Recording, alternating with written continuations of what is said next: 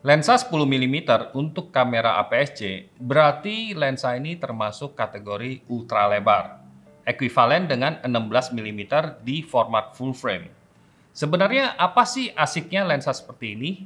Yuk ikuti review ini sampai selesai ya.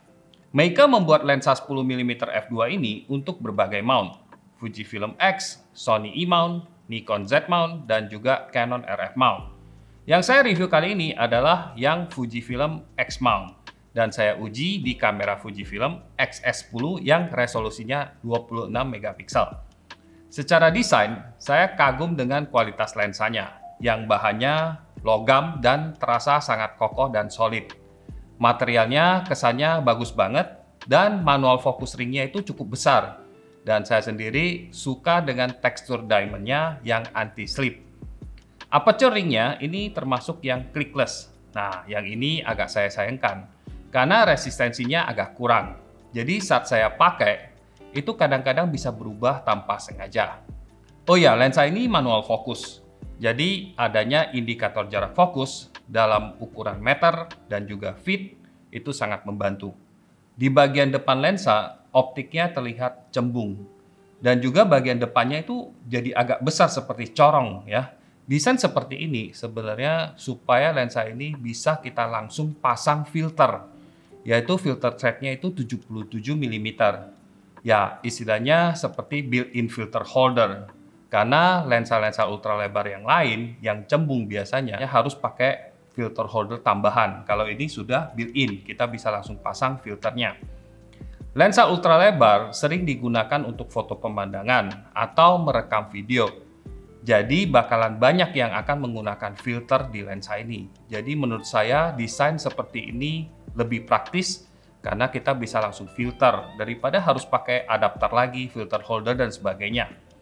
Selain itu, Meike juga menyediakan lens hood yang tipenya screw in dan juga ada tutup lensa dari plastik. Saat lens hood terpasang, kita tidak bisa menutup bagian depan lensa dengan ini karena ukurannya jadi lebih besar pastinya ya. Pengalaman saya memotret dengan lensa ini relatif mudah untuk fokusnya. Kenapa? Karena lensa ultrawide semacam ini, ruang tajam atau depth of field-nya sangat luas. Misalnya, kalau kita fokus di jarak 1 meter dan bukaannya f5,6, maka subjek yang berjarak 40 cm sampai tak terhingga itu akan terlihat masih tajam. Untuk hasil fotonya, kalau kita lihat dari ketajamannya, hasil lensa ini menurut saya cukup baik. Meskipun bukan yang termasuk tajam sekali, tapi cukup untuk berbagai jenis fotografi dan videografi.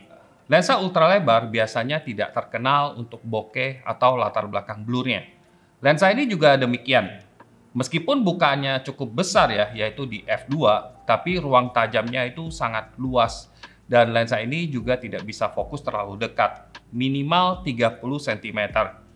Jadi kalau motret di jarak tersebut, memang latar belakangnya yang bagian tidak fokus itu kelihatan lebih blur, tapi hasilnya tidak mulus seperti lensa-lensa yang jarak fokalnya lebih panjang dan bukaannya lebih besar lagi.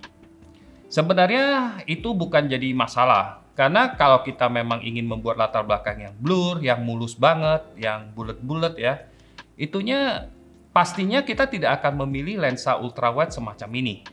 Tapi bukan lensa yang besar ini, f2, itu sangat berguna kalau teman-teman sering memotret handheld di kondisi yang gelap. Dengan bukaan f2 sampai 2,8, saya bisa memotret atau merekam video dengan ISO yang relatif rendah, seperti ISO 400 sampai 800 di malam hari dengan pencahayaan yang cukup rendah. Ketajaman subjek juga masih cukup baik dan noise masih terkendali di sana. Kelemahan utama lensa ini menurut saya bukan di soal manual fokusnya, tapi lebih ke beratnya ya, yang dimana berat lensa ini lebih dari setengah kilogram, tepatnya di 550 gram. Seringkali lensa ini lebih berat daripada kamera mirrorless yang sensornya APS-C, yang biasanya beratnya di bawah setengah kilogram. Jadi kalau dipasang itu terasa lebih berat di depan seperti itu. Nah, selain itu ukurannya ini cukup besar dan juga lens hood-nya ini butuh waktu untuk lepas pasang ya, karena ini tipenya screw in, jadi kita harus muter sampai erat. Jadi kadang-kadang butuh waktu untuk lepas pasangnya. Dan saat lens hood itu terpasang, lensa itu juga tidak bisa ditutup ya. Ngomong-ngomong, lens hood ini punya filter thread juga. Jadi waktu kita pasang ke lensanya, kita bisa pasang filter tapi ukurannya lebih besar, yaitu filter yang ukurannya 95 mm. Sedangkan kalau tanpa lens hood, itu filter yang kita bisa pasang itu 77 mm. Di sisi lain, build quality lensa ini sangat kokoh dan sepertinya akan sangat tahan lama ya. Dan kualitas gambarnya juga lumayan bagus seperti yang teman-teman lihat. Harga lensa ini tidak termasuk murah juga, sekitar 330 US dollar atau sekitar 5 jutaan.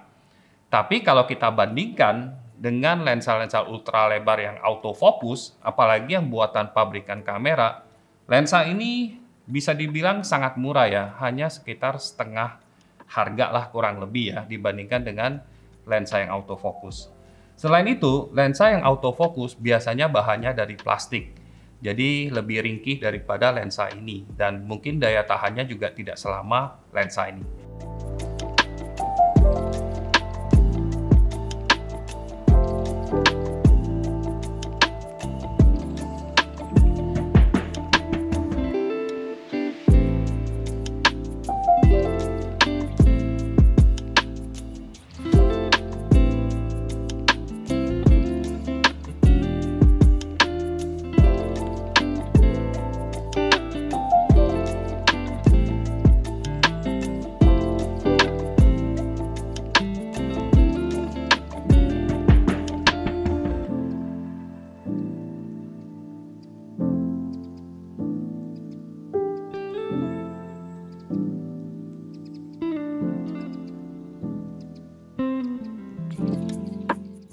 Lensa Meike 10 mm ini cocok banget bagi teman-teman yang perlu lensa yang sangat lebar untuk kamera APS-C kalian.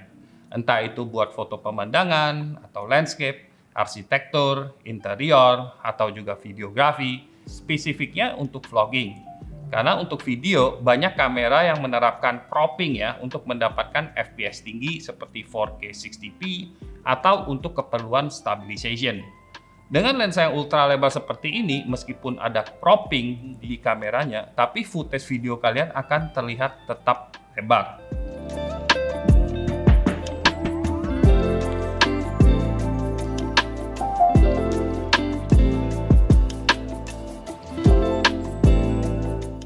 Bagi teman-teman yang ingin memesan lensa Meike ini atau lensa-lensa Meike yang lain, info fotografi bisa membantu.